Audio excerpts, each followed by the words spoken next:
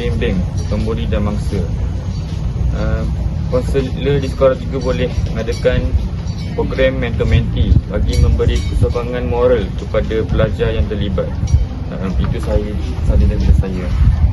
Saya sangat setuju dengan apa yang dikatakan oleh Encik Adam mengenai cadangan tersebut.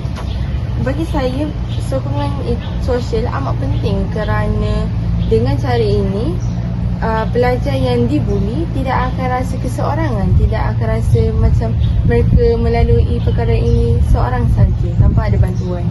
Jadi bagi merangkumi setelah kita berbincang sebentar tadi mengenai perasaan, cadangan dan juga cara untuk jayakan cadangan tersebut, apakah objektif yang ingin dicapai oleh Encik Adam sendiri? Objektif yang ingin saya capai ialah mewujudkan persekitaran sekolah yang selamat dan harmoni, iaitu saya menjamin semua murid dapat belajar dalam suasana aman tanpa rasa takut atau terancam. Seterusnya, saya berharap saya dan pihak sekolah dapat membentuk sasiah dan disiplin pelajar yang positif, iaitu dengan membimbing pelajar supaya berakhlak mulia, menghormati orang lain dan menjauhi tingkah laku agresif. Seterusnya, saya juga berharap untuk menanam nilai-nilai murni dalam diri murid sendiri supaya mereka boleh memahami perasaan orang lain dan tidak melakukan perbuatan yang menyakiti. Saya juga ingin membina atau membentuk satu budaya dalam sekolah saya, iaitu sekolah bebas buli, iaitu dengan menggalakkan pelajar untuk saling menyayangi, bekerjasama dan menjaga kebajikan rakan-rakan. Itu sahaja. Baiklah, itu sahaja pembicaraan pada hari ini. Terima kasih kepada Encik Adam sudi meluangkan masa untuk memberikan cadangan-cadangan dan idea-idea tersebut mengenai isu ini. Itu sahaja daripada saya. Terima kasih.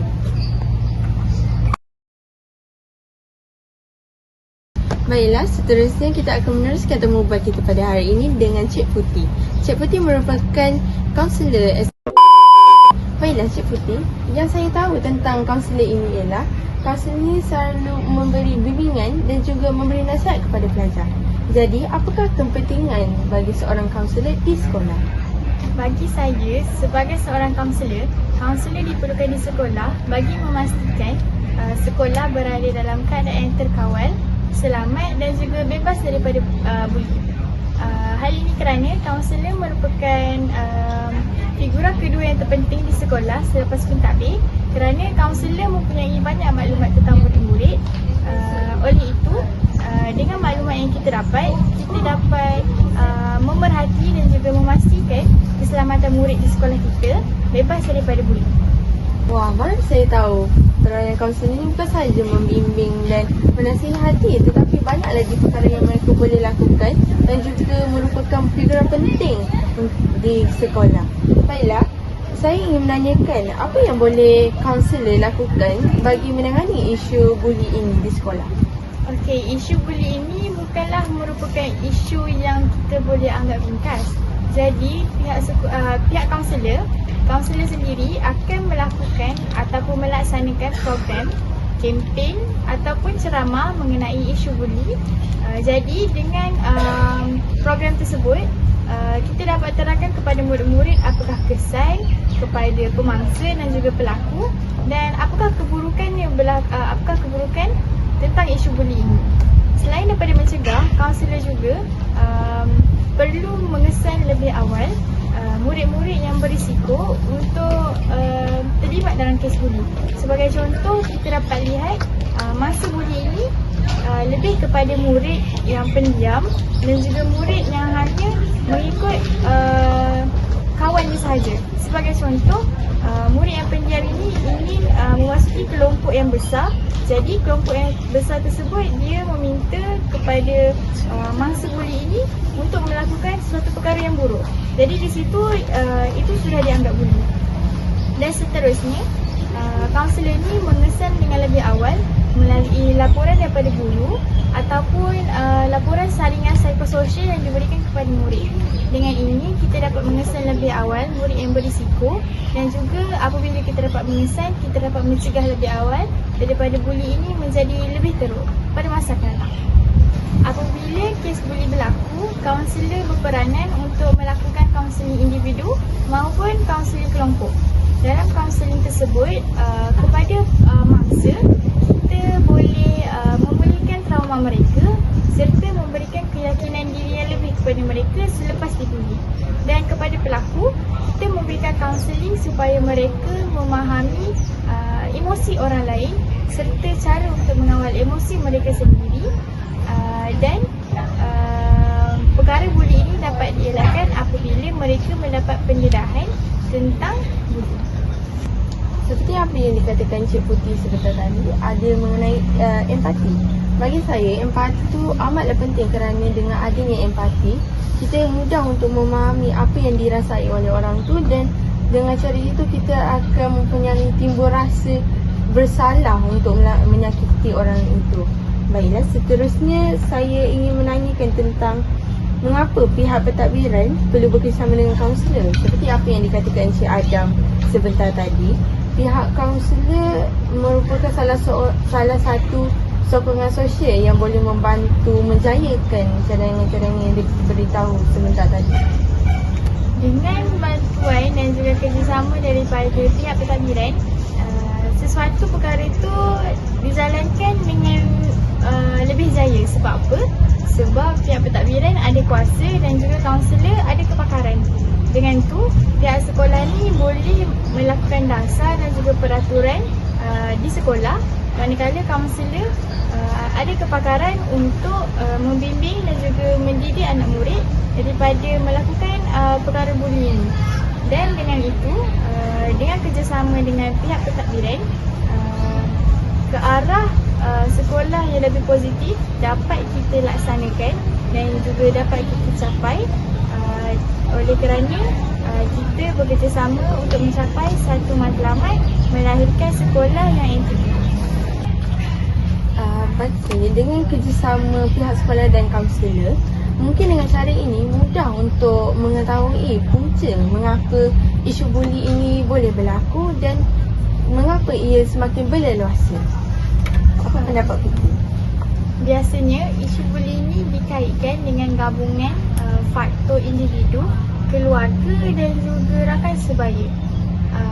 Sebagai contoh, dalam persekitaran sekolah, mereka melakukan buli ini, aktiviti buli, disebabkan oleh masalah emosi dan tingkah laku pelaku. Sesetengah pelajar yang melakukan aktiviti buli ini, mungkin mereka melakukan aktiviti buli untuk menunjukkan tahap kehebatan mereka ataupun untuk menyalurkan kemarahan kepada orang lain ataupun untuk mencari perhatian.